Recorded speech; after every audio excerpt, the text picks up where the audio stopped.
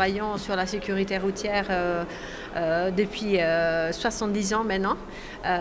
Donc nous avons une longue expérience, mais le but de cette session était en particulier de discuter la question des données.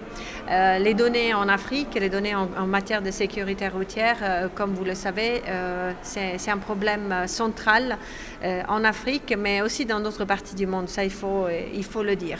Mais sans les données, on n'a aucune idée de ce qui se passe, ce qui est en train de se passer, et si les solutions que nous sommes en train de mettre en place sont en train de livrer le résultat attendu. La session a présenté en particulier une nouvelle plateforme que l'IRF a développée. Nous appelons ça la Global Road Data Warehouse.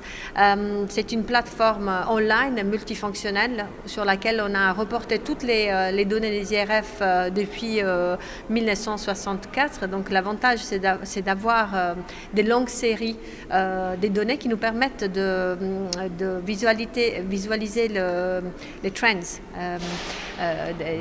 par rapport aux fatalités et par rapport aux accidents de la route. Nous avons couplé ce travail avec le développement d'une série de dashboards. C'est des tableaux en fait qui vous permettent de visualiser plus facilement les données. Et la raison pour laquelle on a fait ça, c'est que pas tout le monde est un expert en question de sécurité routière, pas tout le monde sait lire les données. Et surtout quand on parle des ministres, c'est important, étant donné le temps limité qu'ils ont, de pouvoir passer un message clair et qu'ils peuvent visualiser immédiatement. Et c'est important aussi pour la société civile de faire entendre sa voix, et c'est important que les messages qui sont passés par la société civile soient aussi supportés par des données importantes.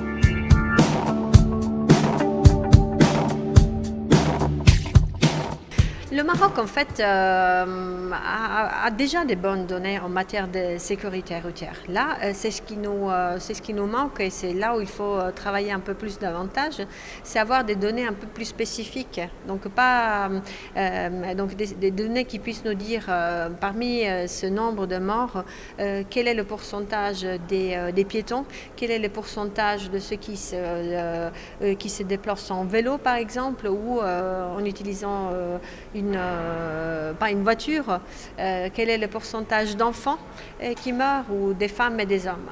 Cette finesse dans les données, ça nous permettra de définir de manière encore plus précise les mesures qu'il faut mettre en place. Donc c'est ça, c'est ce que je vois par rapport au Maroc. Mais je dois dire, et je félicite le gouvernement, parce que le Maroc, pour nous, c'est vraiment un des États exemples pour la région.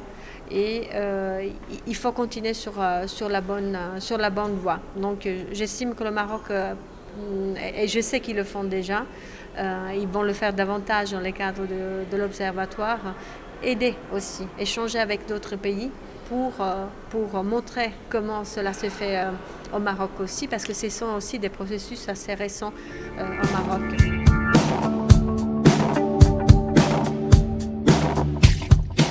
L'Observatoire, comme ça a été le cas en Amérique latine, permet en fait une mise à niveau des capacités au niveau des différents pays, et surtout une mise à niveau au niveau de la méthodologie, des définitions, parce que c'est important, pas seulement de collecter des données, mais il faut savoir quelles sont les données qu'il faut collecter.